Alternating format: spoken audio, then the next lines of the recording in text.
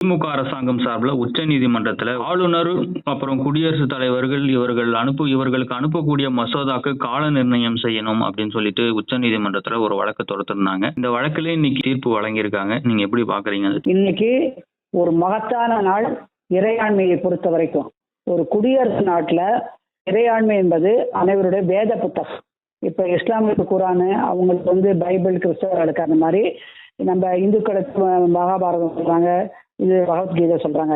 அந்த மாதிரி நம்ம இந்தியாவை பாரதத்தை பொறுத்த வரைக்கும் குடியரசு அடைஞ்சு சுதந்திரம் அடைஞ்சு குடியரசு அடைஞ்ச நமக்கு குடியரசு நாட்டுக்கு முக்கியமான வேத புத்தகம் இறையாண்மை. அந்த இறையாண்மையில கொடுத்துருக்கிறபடிதான் ஒரு குடியரசு நாடு இயங்க முடியும். அதில் இயற்றியது போது பலதரப்பட்ட அறிஞர்கள்லாம், சட்ட வல்லுநர்கள், சோசியல் ஒர்க்கர்ஸ், இவங்கெல்லாம் சேர்ந்து அந்த இது பண்ணாங்க. பல கமிட்டிகளில் கடந்து விவாதங்கள் நடைபெற்றதுக்கு அப்புறமா டாக்டர் அம்பேத்கர் அவர்களுடைய தலைமையில அந்த கூட்டங்கள்லாம் வச்சு எல்லாருக்கும் ஒரு சமநீதியா இருக்கிற ஒரு வேத புத்தகத்தை இயற்றியது அந்த முன்கால அரசு. அப்போ நான் சொல்றது சுதந்திரம் அடைஞ்சு குடியரசு அரசுக்கு முன்னாடி நடந்த விஷயம். இது ஒரு பெருமை இருக்க. இன்னைக்கு நடந்த விஷயம் என்னன்னாக்கா, அது இறையாண்மையை குறித்தது தான். மூத்த தலைமை நீதி அரசர் மற்றும் மற்ற 5 பேரும் மூத்த நீதி அரசர்களாக உச்ச நீதிமன்றம் தான் லா ஆஃப் த லேண்ட். ஒரு நாட்டினுடைய கடைகோடி முடிவு எடுக்கிறது கடைகோடி நீதிமன்றம் எதுனாக்கா உச்ச நீதிமன்றம் தான். அதான் டாப் மோஸ்ட் ஜுடிஷியரி. அதுல விளக்கத்துக்கு எதிர்த்தா எதுவுமே பண்ண முடியாது. அதாவது தீர்ப்பை ஏதாவது மாற்றி கீர்த்தி பண்ணணும்னாக்கா அது மறுதளிக்கிற மாதிரி ஒரு சட்டங்களை இயற்றணும் அந்த தீர்ப்புக்கு எதிராக. அதான் நீங்க பாப்பீங்க, ராஜீவ்காந்தி காலத்துல அவர் பிரதமராக இருக்கிறச்ச இஸ்லாமிய பெண்களுக்கும் ஜீவனாம்சம் உண்டு, அதாவது 235ங்கிற ஒரு ஐபிசி ஆக்ட்ல ஜீவனாம்சம் இந்துக்களுக்கு மட்டும் இருந்ததை இஸ்லாமியர்களுக்கு விரிவுபடுத்தணும்னு சொல்லி உச்சநீதிமன்ற ஷாபானு கேஸ்ல விரிவான ஒரு இதை கொடுக்குது, தீர்ப்புரைய. அதை டிஃபீட் பண்ணணுங்கிறது சில சிறுபான்மைகளை சமாதானப்படுத்தணும்னு அதை மறுதளிக்கிற மாதிரி ஒரு சட்டத்தை இயக்கிட்டாங்க. அதோட அந்த தீர்ப்புரையாது ஒரு நீர்த்து போனது. அந்த மாதிரி இன்னைக்கு என்ன பண்ணியிருக்காங்க, நீங்க குறிப்பிட்ட மாதிரி திமுக அரசு ஆளுநர் அவர்கள், அதாவது நினைக்கிற சில யூனிவர்சிட்டிஸ் பல்கலைக்கழகத்தோட துணைவேந்தர்கள் நியமனத்துல ஒப்புதல் கொடுக்காம, அதாவது அவங்க என்ன சொல்லிருக்க, முதலமைச்சரை அவங்களே துணை முதல்வரா துணைவேந்தரா இருக்கணும்னு சொல்லி ஒரு மசோதாவை பாஸ் பண்ணி அனுப்புறாங்க.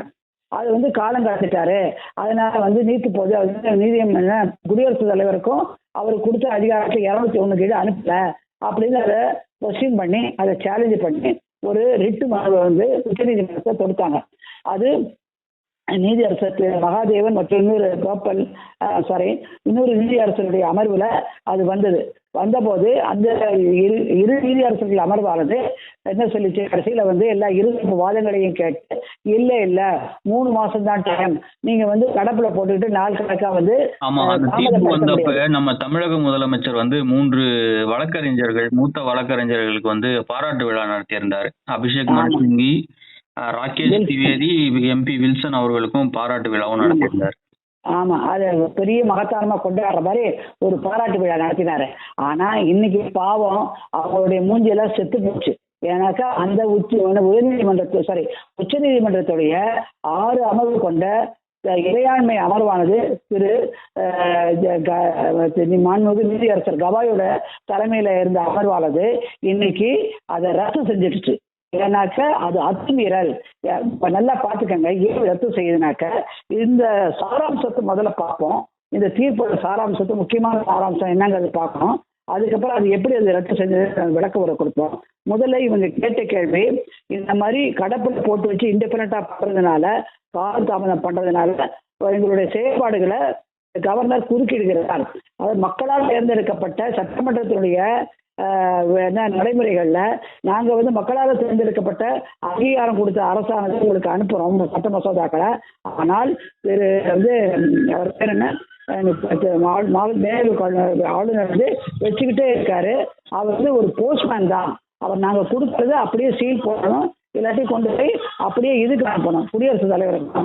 இப்படியே அனுப்பாம அவர் கையிலே வச்சிருக்கிறதுல அவர் போஸ்ட்மேனாக செயல்படணுமே தவிர அவருக்கு எந்த அதிகாரமும் கிடையாதுன்னு சொல்லி வாதிட்டு அதை எதிர்த்து உச்சநீதிமன்றம் போனாங்க. அந்த உச்சநீதிமன்ற வழக்குல தான் அதுல 3 மாசத்துக்குள்ள முடிக்கணுங்கிறது இரு நீதி அரசர்களுக்கு உச்ச நீதிமன்றம் தீர்ப்பளித்தது. ஆனால் அதுக்கு மேலேயும் மேல்முறையீடு அதையும் செய்யலாம். இன்னைக்கு மேதகு குழு தலைவர் சில 14 கேள்விகளை ஏற்படுத்தி விளக்க கேட்டு உச்சநீதிமன்ற தலைமை நீதிபதிக்கு ஒரு கடிதம் எழுதினாங்க. உடனே இந்த உச்சநீதிமன்றம் அவங்களுக்கு 143 சீராய்வு ரெஃபரன்ஸ் பேர் சீராய்வுக்கு சொல்லி கேட்கலாம். அது அமைச்சோன்னா அதுக்கு தான் இன்னைக்கு எடுத்து தீர்ப்புரையை வழக்கத்துக்கு இன்னைக்கு முடிவா ஆளுநருக்கு மசோதாவை நிறுத்தி வைப்பதற்கான அதிகாரம் இல்லை என்று சொன்னதா சொல்லிட்டு ஒரு தவறு அதான் நான் சொல்ல வரேன். தவறு என்ன சொல்றாருனாக்க, அதாவது மத்திய அரசு எங்கடா சும்மா உட்காந்து பார்க்க முடியாது சொல்றீங்க, எங்களுக்கு பவர் இல்லை சொல்றீங்க. ஆனா எங்களுக்கு ஒரு விதிமுறையை கூட்டு தான் நாங்கள் செயல்பட முடியும் நீதிமன்றங்கள். அதாவது powerless it is constitutional authority fail to discharge is duties. அதாவது இறையாண்மை பதவியில் இருக்கிறவங்க தன்னுடைய கடமையை செய்யாமே இருந்தாலும் தலைமுறையும். ஆனா செஞ்சுக்கிட்டு இருக்கும்போது நீ இப்படி செய்ய அப்படி செய்யுன்றது வழிகாட்டுதல்களோ அவர்களுக்கு ஆணைகளோ பிறப்பிக்க முடியாது. ஏன்னாக்க நம்மளுடைய இறையாண்மையில 3 பகுதியா பிரிக்கப்பட்டிருக்கு. சட்டமன்றம், பாராளுமன்றம், லெஜிஸ்லேட்டர், அடுத்தது எக்ஸிக்யூட்டிவ் நிர்வாகம், 3வது ஜுடிஷியரி. அதாவது நிர்வாகம் வந்தது இல்லையா, அந்த நிர்வாகத்துல தான் தலைமையா இருக்கிறது மத்திய அரசுக்கு மேதகு குடியரசுத் தலைவர். அவர் தன்னால எல்லா மாநிலத்தையும் கவனிக்க முடியாதுனால மேதகு ஆளுநர்கிற பதவியை அந்த காலத்துல இறையாண்மையில கொண்டு வந்தாங்க. டெலிகேட்டர் அவர்கிட்ட இருந்து இவருக்கு பவர் வருது சிறிய மாநில அளவில் செயல்படுத்துறதுக்கு. அதை மறந்து போய் இவங்க ரப்பர் ஸ்டாம்ப் சொன்னாங்க. அதை இன்னைக்கு உச்சநீதிமன்றம் வன்மையாக கண்டிக்க மறுத்து இருக்கிறது. அப்ப சொல்றதுதான் இன்னைக்கு நீங்க எங்களை கேட்டதுனால உங்களுக்கு குறிப்பிட்ட கால அளவு நாங்க புகுத்த முடியாது, இம்போஸ் பண்ண முடியாது, நிர்ணயிக்க முடியாது, எங்களுக்கு அந்த பவர் கிடையாது. நீதிமன்றத்துக்கு நீதிமன்றம் தனியாக இயங்க வேண்டும், நிர்வாகிகள் தனியாக இயங்க வேண்டும், சட்டமன்ற உறுப்பினர்கள் பாராளுமன்றம் தனியாக இயங்க வேண்டும் என்று அழுத்த திருத்தமாக இறையாண்மை கூறப்பட்டிருப்பதால் நான் தலையிட முடியாது. அதான் so we cannot pronounce his opinion on whether it can impose timelines on the president and state governors for acting on bills by the state legislature. No, the unanimous opinion was that the concept of deemed consent, அதாவது மறைமுகமா அனுமதி கொடுத்துட்டாங்கிறது ஒரு புது கலாச்சாரம் குடியரசுல இருக்கிற இறையாண்மைக்கு. அதனால எங்களுடைய ஒப்பீனியனாக்க we cannot the Supreme Court opinion noted that timelines cannot be imposed on the President and Governor to decide on pending bills. திருப்பி சொல்றேன் பாருங்க, சுப்ரீம் கோர்ட்டு ஒரு நாளும் மேதகு ஆளுநர் மேதகு குடியரசுத் தலைவர் மேதகு ஆளுநருடைய முடிவெடுக்கிற பெண்டிங் மசோதாக்கள்ல முடிவு எடுக்கிறதுக்கு நாங்க தலையிட முடியாது அப்படி அழுத்த திருத்தமா சொல்லிடுச்சு.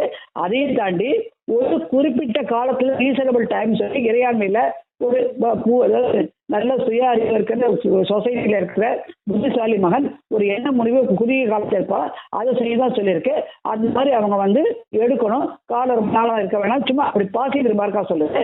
அப்படி இருந்து கூட நீங்க ரிலே ஆகும் சொன்னீங்கன்னா உச்ச நீதிமன்றம் எந்த உயர் நீதிமன்றத்துக்கு வந்தா கூட நாங்க குறுகிய அளவுல தான் அதை தலையீடு ரிவ்யூ லிமிட்டட் ரிவ்யூ குறுகிய லிமிட்டடா கட்டுப்படுத்தப்பட்ட அதிகாரத்துல நாங்கள் ஒரு முழுமையா தலையிட முடியாது, மாற்றவும் முடியாதுன்னு சொல்லி நல்லாவே குட்டு வச்சிருக்கு திமுகக்கு.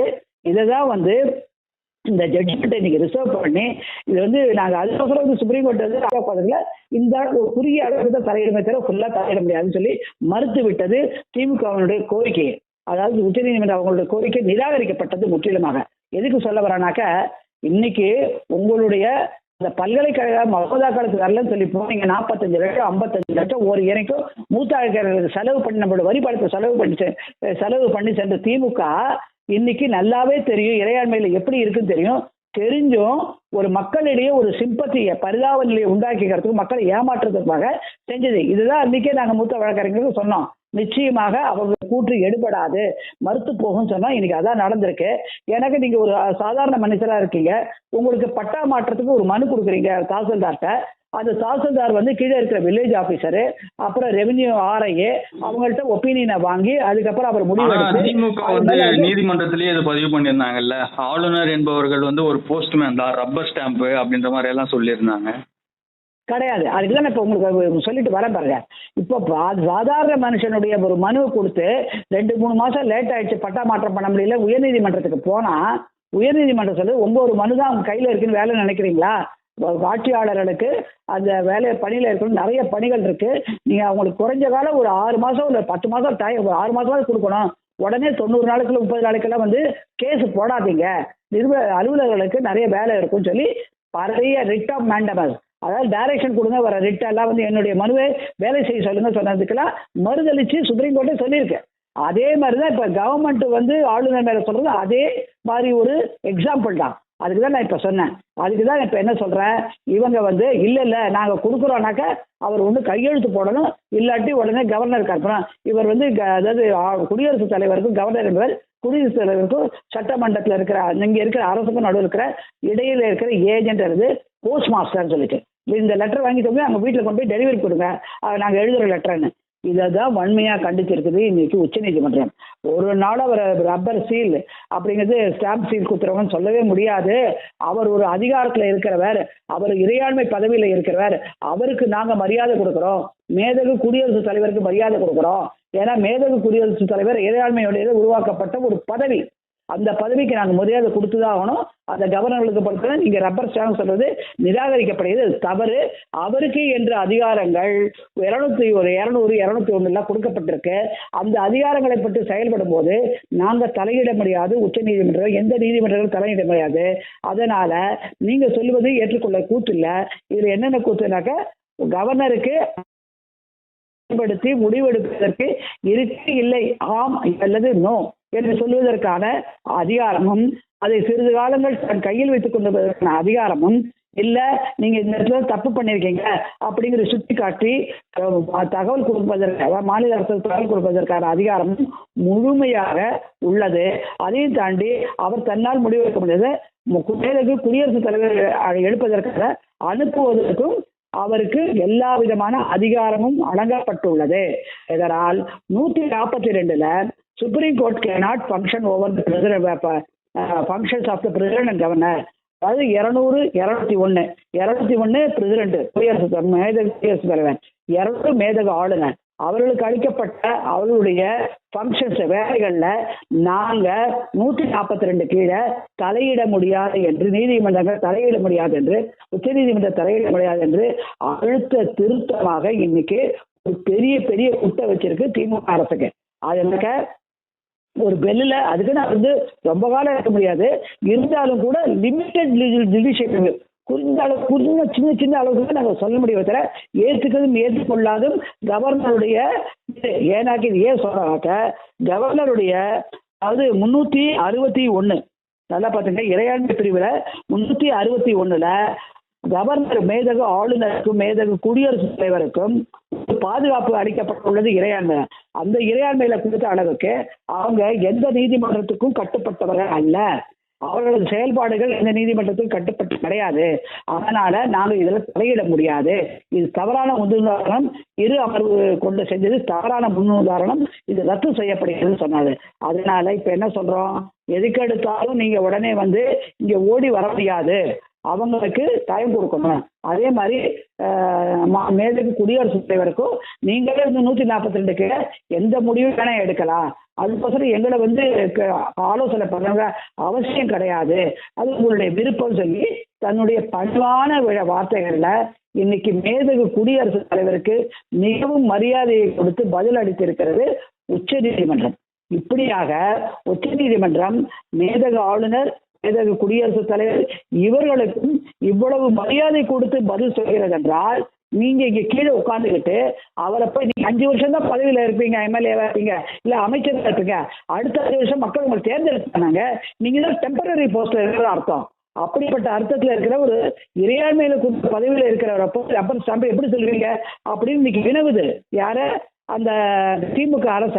அதனால நீங்க வந்து உடனே இந்த காலத்துக்குள்ள நீ முடின்னு ப்ரெஷர் கொடுக்க முடியாது.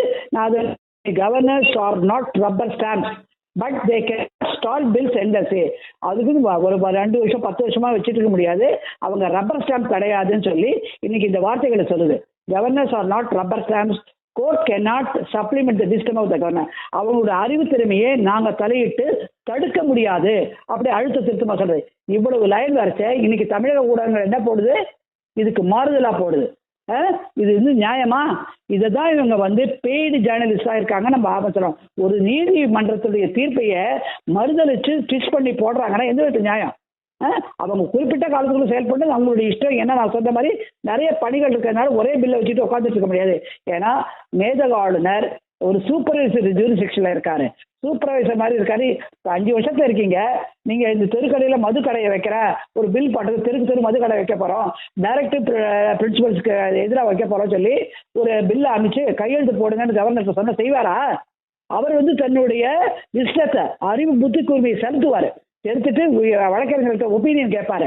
அப்பதான் அவர் முடிவு சொல்லுவாரு. அவருக்கு முடியலனாக்கா அதே மாதிரி அவருக்கு லா அண்ட் ஆர்டர் பார்க்கணும், இங்க இருக்கிற நிலைமைகளை பார்க்கணும், வேற ஏதாவது மதமாற்றம் நடக்கிறதா, எப்படி அட்மினிஸ்ட்ரேஷன் இருக்கு, அங்க பைனான்சியல் பில் வந்தா அதை பார்ப்பாரு.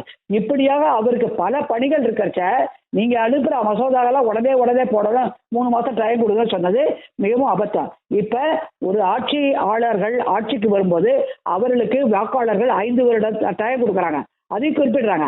5 வருட டைம் கொடுக்குறாங்க. அந்த 5 வருஷத்துல நீங்க பல பாலிசிகளை சொல்றீங்க, நாங்க பண்ண போறோம்னு ஒரு வாக்குறுதி கொடுக்குறீங்க, செஞ்சீங்களா செய்தார்களான்னு சொல்லி மேல ஜெயலலிதா கேட்பாங்க. அந்த மாதிரி இப்ப கேட்கறாங்க வாக்காளர்கள். திமுக இவ்வளவு சொல்லிச்சு, நீட்டை ரத்து பண்ணுவோம் சொல்லிச்சு, இப்ப 4.5 வருஷம் ஆச்சு, செஞ்சதா? அப்ப அவங்களுக்கு ஒரு டைம் ஃப்ரேம் வச்சாங்களா மக்கள்? இல்ல நாங்க ஓட்டு போட்டோம், நீங்க ஒரே மாதம் செய்யணும் சொன்னாங்களா? இவங்களால சொன்னாங்க முதல் கையெழுத்தா இருக்குன்னு, செஞ்சாங்களா? அதெல்லாம் இவங்களுக்கு ஒரு சட்டம், ஆளுநருக்கு ஒரு சட்டம் என்பதில் ஏற்றுக்க முடியாது. அவருடைய திறமையில் அவர் வேலை செய்யறார், நாங்கள் தலையிட முடியாது என்று அழுத்த திருத்தமாக அந்த எல்லாவுடைய அவங்களுடைய பல பேர் இவங்க மட்டும் இல்லை, நிறைய மாநிலங்களோ பல சமூக ஆர்வலர்களோ வந்து தாக்கல் பண்ணியிருந்தாங்க. அத்தனை பேருக்கு செஞ்ச முக்கியமாக சொல்ல வேண்டியது ஒருமித்த கருத்து. 6 பேரும் ஒரே மாதிரி பதில் சொல்லியிருக்காங்க. ஏன்னா அது ஒரே மாதிரி பதில் சொல்ல வேண்டிய கருத்து நிர்பந்தம். இறையாண்மையில் அப்படிதான் இருக்குங்க. இறையாண்மைக்கு மாற்றி அவங்க ஒரு உயர்நீதிமன்றம் உச்ச நீதிமன்றம் பேச முடியாது. Constitution is final, it is the law of the land, it is the பேதா of a constitution democratic party இல்லை டெமோக்ராட்டிக் கண்ட்ரி. இப்போ டெமோக்ராட்டிக் பார்ட்டிக்கு அவங்க வந்து அவங்களுக்கு விளைவித்த திட்டங்கள் எப்படி பேதங்கிறாங்களோ, இந்த மாதிரி இந்த இந்தியாவை பொறுத்த வரைக்கும் கான்ஸ்டிடியூஷன் வந்து இறையாண்மை என்பது பேதம், அதுல இருக்கிறத அவங்க ஃபாலோ பண்ண முடியுது, அடிச்சு திரும்ப சொல்லியிருக்காங்க.